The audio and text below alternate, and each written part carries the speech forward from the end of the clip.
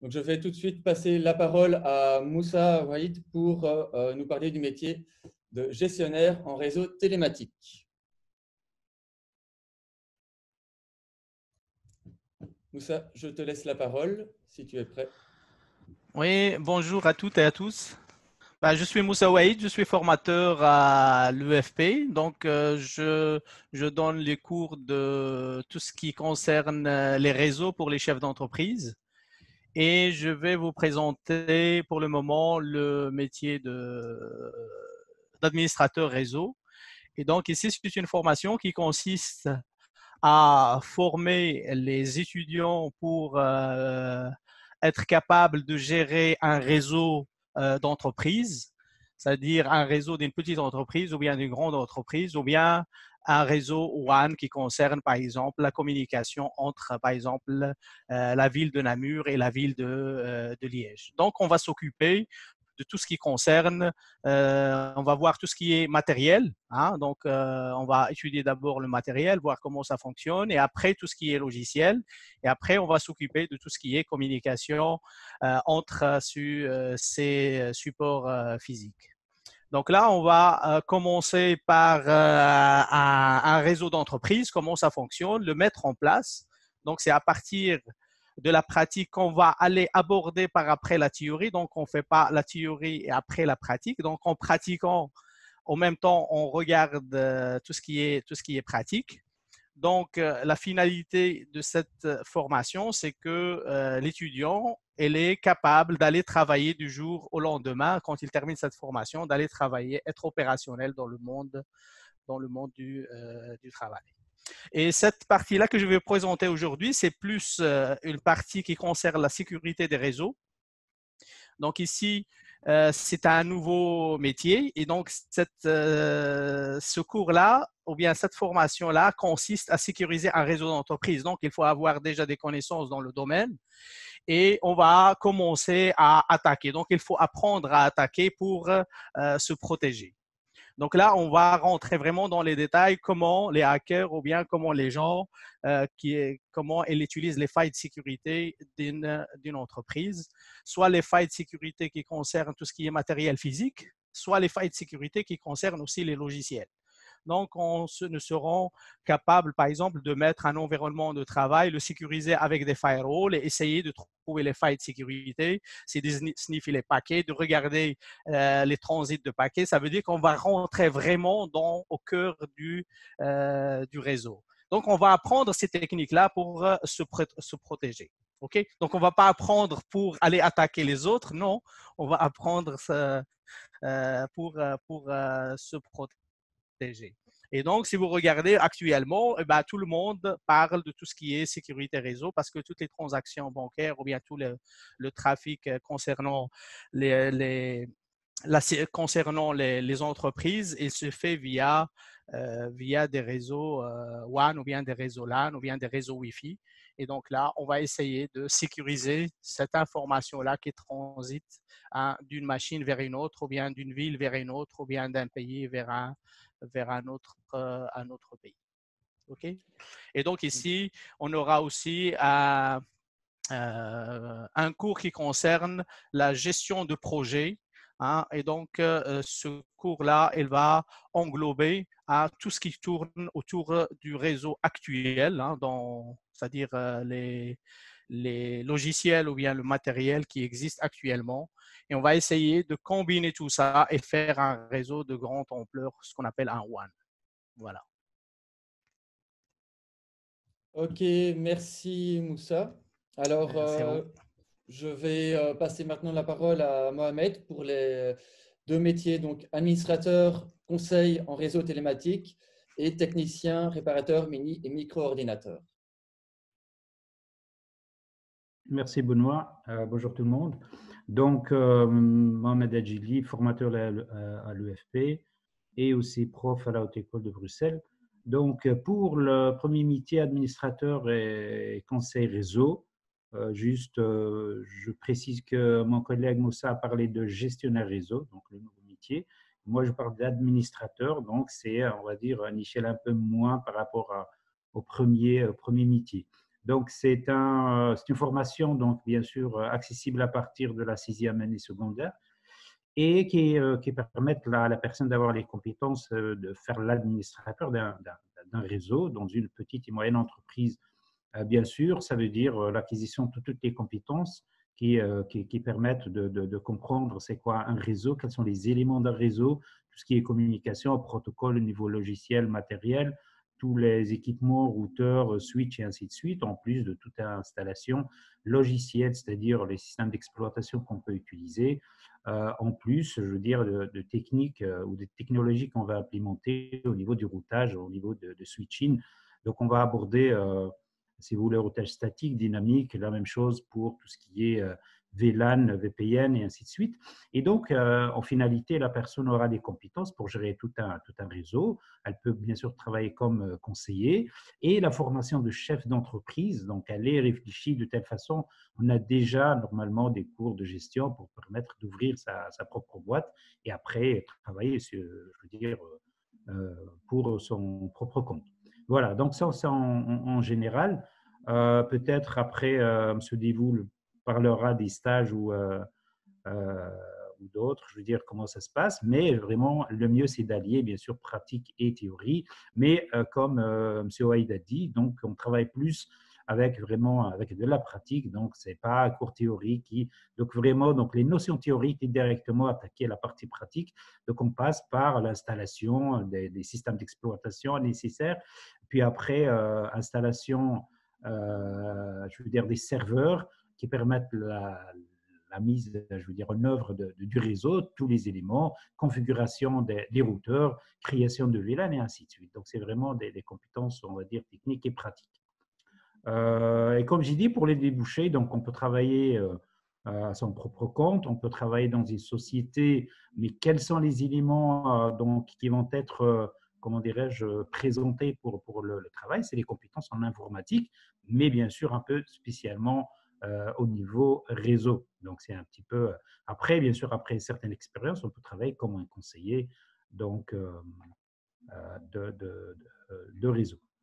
Voilà en gros ce que je voulais introduire. Et comme j'ai dit, donc, il y a plein de cours donc, qui abordent tous ces aspects-là, peut-être un peu moins au niveau de la sécurité, ça sera vraiment abordé dans le deuxième métier. Et que normalement, une fois que vous avez ce diplôme-là, vous pouvez aussi suivre le prochain qui est gestionnaire de réseau. Voilà en résumé. Si vous avez d'autres questions, on peut revenir. Merci. Merci. Et par rapport à technicien réparateur mini micro. Tout à fait. Donc, par rapport aux techniciens, donc c'est une formation donc qui permettra d'avoir les compétences pour travailler principalement dans, par exemple, un service après-vente au niveau de l'informatique. Donc, les apprenants donc apprennent à faire tout ce qui est réparation d'ordinateurs de bureau, d'ordinateurs portables et même en téléphonie, et faire de l'upgrade au niveau des systèmes d'exploitation, installer des logiciels ou désinstaller ou, je veux dire, régler les problèmes de virus et ainsi de suite. Donc, c'est des apprenants qui abordent tout ce qui est, je veux dire, la technologie de base au niveau de l'informatique, toutes les composantes d'un ordinateur et échanger et faire, si vous voulez, une mise à jour des ordinateurs. Et c'est axé vraiment sur la pratique, quoi. Donc, les cours à aborder, c'est principalement système d'exploitation et comment faire l'installation, un peu les notions sur les réseaux pour régler, corriger ou réparer une connexion Internet. Et puis après, les dernières technologies, en tout cas au niveau de l'informatique, comment je vais installer, par exemple, un SSD alors que j'avais juste un hard disk, comment je peux installer mon imprimante laser et ainsi de suite, donc tout ce qui est réparation dans une société, donc, ou bien, comme j'ai dit, donc, beaucoup de nos étudiants travaillent dans les services après-vente, dans soit les sociétés spécialisées ou des petites boutiques qui sont spécialisées en informatique, soit micro-ordinateurs, soit aussi en téléphonie. Voilà en résumé. Ok, super. Merci Mohamed et Moussa pour ces exposés. Alors, pour l'instant, il n'y a pas encore de questions, mais n'hésitez pas à poser déjà vos questions dans l'espace de conversation. Comme ça, nous pourrons y répondre tout de suite. En attendant, je peux proposer à Cyril pour nous parler de l'organisation des formations et ensuite à Stéphanie Ovart pour nous parler des stages plus particulièrement. Ok, Benoît, merci. Mais donc, au niveau de l'organisation, pas grand chose à dire. On a parlé de 2 métiers en chef d'entreprise, donc les administrateurs réseau et les gestionnaires réseau. Donc, les administrateurs réseau et les gestionnaires réseau, ce seront des cours qui se donneront en soirée.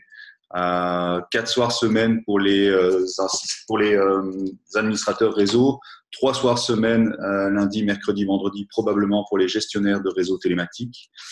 Et puis, pour l'autre métier, technicien réparateur en micro-ordinateur, ça, ce sont des cours en apprentissage, donc on n'en a pas parlé, mais c'est principalement pour les jeunes entre 15 et 23 ans maximum. Ces métiers-là se déroulent en journée, donc de 9h à 16h40. Voilà, on a dit quelques mots tout à l'heure sur les stages, mais je vais laisser Stéphanie qui en parlera bien mieux que moi. Si ce n'est qu'en administrateur conseil en réseau télématique, le stage n'est pas obligatoire, mais évidemment, comme Moussa et Mohamed en ont parlé, il est vivement conseillé pour bien acquérir la pratique liée au métier. En gestionnaire de réseau télématique, il y a un stage aussi qui est assez court, mais on vous conseillera, nous, évidemment, de faire un stage avec un maximum de temps. Et par contre, en technicien réparateur mini-micro, comme ce sont des personnes qui peuvent être mineures et qui sont en obligation scolaire pour certaines, effectivement, le stage est obligatoire. Voilà pour la partie organisationnelle. Je répondrai aux questions s'il y en a. Je vois qu'il n'y en a pas pour l'instant. Voilà, je pense que le mieux, c'est peut-être que Stéphanie dise un mot sur les stages. Voilà. Je ne t'entends pas, Benoît. Je ne sais pas si… Non, c'est bon. C'est le micro. Voilà. Donc, je vais me lancer. Donc, effectivement, pour les techniciens réparateurs en apprentissage, le stage est obligatoire. Vous avez donc un contrat qui est signé entre l'employeur et vous. Et moi, je suis là un peu pour être votre tuteur en entreprise. Donc, je vérifie que vous avancez bien dans la matière et que vous participez à la vie en entreprise en général. Donc, l'avantage de l'alternance, c'est que vous apprenez un métier et vous apprenez aussi à travailler dans ce métier. Donc, ça veut dire qu'à la fin de votre formation, vous avez un CV sur lequel vous pouvez mettre que vous avez un diplôme, mais vous avez surtout une expérience professionnelle au sein de l'entreprise. On a quand même pas mal d'entreprises avec lesquelles on travaille. On en a de plus en plus, puisque l'informatique prend évidemment de plus en plus d'ampleur. Même si ce n'est pas forcément les métiers où c'est le plus facile de trouver. Mais moi, je suis là pour vous aider, pour vous guider, pour vous permettre de rencontrer ces entreprises avec lesquelles on travaille. Et en général, ça se passe bien. Ouais, c'est vraiment un métier où, une fois qu'ils sont au sein de l'entreprise, les jeunes peuvent vraiment s'exprimer, peuvent apprendre leur métier, voire même apprendre plus que le simple métier. Vous allez apprendre à avoir un contact clientèle, apprendre à travailler en équipe ou apprendre à travailler en pleine autonomie. Mais vraiment, l'avantage premier, et c'est vraiment très important dans l'alternance, c'est que vous avez une expérience professionnelle qui tient vraiment la route. Et vous pouvez même avoir plusieurs contrats, c'est-à-dire que vous pouvez apprendre à travailler dans une boîte qui ne fait que de l'Apple, puis après vous allez passer chez un service après-vente qui va avoir une offre de formation beaucoup plus complète. Mais c'est vrai que c'est vraiment un avantage pour les gens, c'est d'apprendre le métier en y mettant les mains, mais jusqu'au coude, parce que vous allez faire du 38 heures semaine, bon, avec les heures de cours, hein, mais vous allez être rémunéré aussi, c'est quand même un avantage. Et il y a toujours moyen de vraiment progresser et de s'investir dans une entreprise qui va vraiment vous faire avancer loin. Et toutes les questions qui concernent les stages ou les contrats d'alternance, c'est moi qui y réponds. Je suis toujours disponible. Si vous avez encore des questions après ce workshop, sur le site de l'EFP, vous allez trouver mon mail. Et normalement, je pense qu'il y a même un numéro de téléphone. Donc, si vous avez vraiment des questions complémentaires, j'ai aucun souci pour y répondre. Pour les gens, par exemple, qui sont demandeurs d'emploi, il y a des passerelles pour pouvoir quand même aller travailler. Donc, c'est vraiment c'est un must dans le monde de l'informatique de pouvoir aller travailler directement en entreprise et d'apprendre son métier sur place avec l'appui théorique des cours qui vous sont donnés à l'EFP. Voilà, si quelqu'un a des questions en plus. Merci Stéphanie. Alors, pour l'instant, nous n'avons pas de questions. Donc, je peux simplement vous rappeler aussi que donc, la présentation sera disponible, enfin la présentation PowerPoint, pardon, sera disponible sur le site efp.be si vous voulez la revoir. Il y a aussi les fiches métiers, donc avec toutes les informations sur notre site. Donc, les informations sont toujours dans l'espace de conversation où vous trouverez l'adresse du site efp.be ainsi que l'adresse email pour poser vos questions. Une première question. Est-ce que c'est vous qui nous... oui, je suppose. Est-ce que c'est vous qui nous trouvez un stage? Je suppose. Je peux peut-être répondre.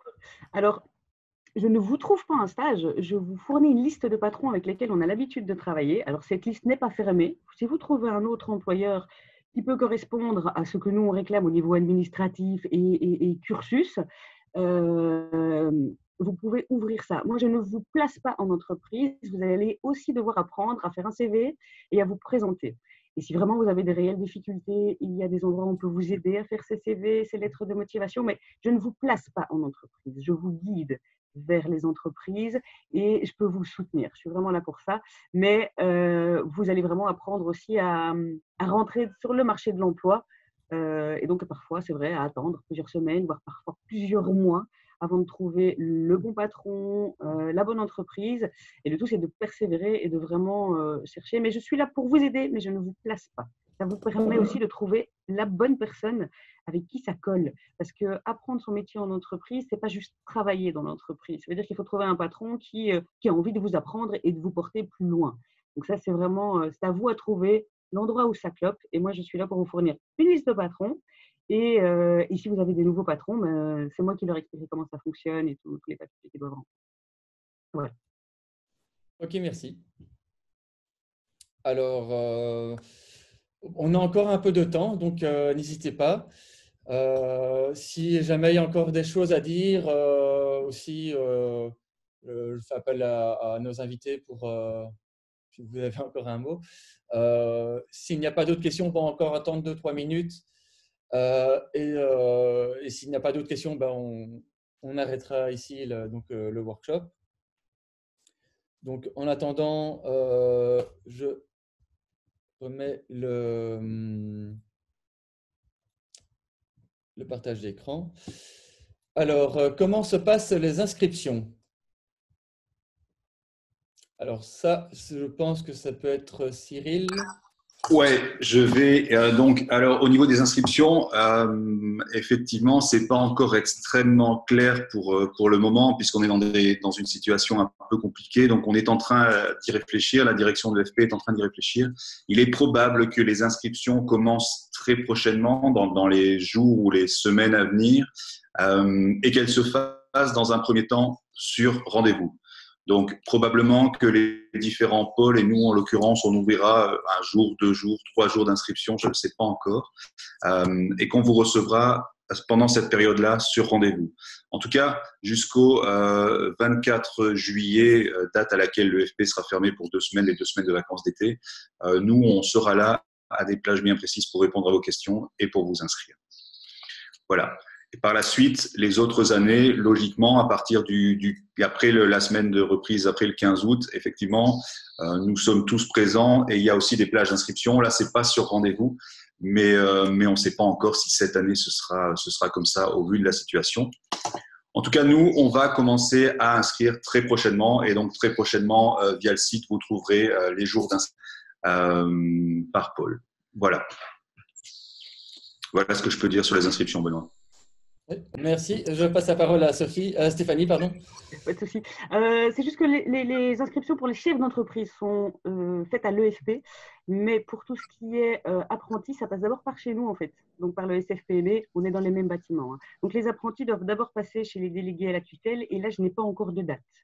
Donc il faudra se tenir au courant sur le site, ou bien m'envoyer un petit mail, je vous donnerai une réponse quand j'en aurai une. Mais parce que vous avez un test de français et de maths à passer avant de pouvoir vous inscrire au niveau des apprentis. Donc, c'est pas très dur comme test, il ne faut pas s'inquiéter, c'est niveau CEB a priori. Mais pour les apprentis, ça passe d'abord par les délégués à la tutelle. Et là, malheureusement, je n'ai pas encore de date. Voilà. Ok, merci. Donc voilà, donc je le rappelle comme ce qui a déjà été dit. Pour les inscriptions, n'hésitez pas à vous tenir au courant. Donc il y a notre service Info Accueil qui vous tiendra au courant donc au 0800 85 210 ou sur info@efp.be. Et vous serez tenu au courant des modalités d'inscription. Pour l'instant, effectivement, on est dans une période où c'est difficile de donner des dates précises et des modalités précises de comment on s'inscrit là maintenant. Donc, vous pouvez toujours laisser votre contact aussi. On vous recontactera donc via le formulaire sur le site efp.be. E-tour des métiers, vous trouverez le formulaire pour laisser votre adresse email et vos questions et on reviendra vers vous dès qu'on aura des informations. Voilà, alors est-ce qu'il y a encore des questions? S'il n'y a plus de questions, je vais donc clôturer ce workshop. Il nous reste encore un peu de temps, donc si vous avez encore des questions, n'hésitez pas. Nous sommes là pour ça. Concernant les handicaps, comment ça se passe comment? Là, je peux répondre aussi. Je suis la déléguée à la tutelle. Désolée. Très bien. Je suis la déléguée à la tutelle référente par rapport aux personnes à besoins spécifiques. Alors, il y a une adaptation qu'on appelle une adaptation raisonnable. Donc, en fonction du handicap, on va étudier ça avec l'EFP. Il y a Madame Van Maren qui s'en occupe, si je ne m'abuse. Si je ne me trompe pas de nom de famille. Van Latem. Donc, il y a moyen d'adapter, bien sûr. En étant raisonnable, évidemment. Mais il y a un processus qui s'est mis en place déjà l'année passée et qui commence vraiment bien à fonctionner. Bon, là, on est un peu coupé dans notre élan, mais le handicap n'est pas un problème pour les formations chez nous. Merci. Aussi, si vous avez des besoins, des questions très spécifiques, vous pouvez les poser par email. Vous aurez une réponse plus complète et précise concernant une situation particulière. Alors, est-ce que nous avons encore des questions? Ah, voilà. Donc, il y a aussi sur notre site internet, vous pouvez trouver une page qui décrit les aménagements spécifiques. Alors, j'attends encore quelques petites secondes. S'il n'y a pas d'autres questions, comme je l'ai déjà dit, nous allons clôturer ce workshop. J'en profite déjà pour remercier nos intervenants, donc Moussa Wahid et Mohamed Adjili pour leur présence, leur intervention, ainsi que Cyril Devoul et Stéphanie Howard. Ainsi et également le personnel de l'EFP, de l'Info Accueil, qui est présent pour répondre aux questions de toutes les personnes. Et voilà, donc s'il n'y a pas d'autres… Ah oui, il y a aussi un sondage, merci, on me le rappelle. Donc, vous pouvez directement répondre à ce petit sondage.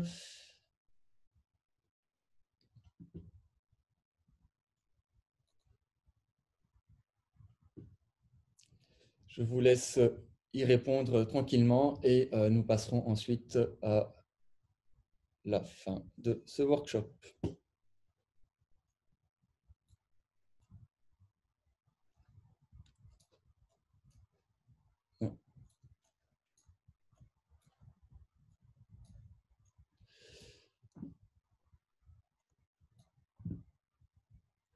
Voilà, je pense que nous avons terminé cette séance.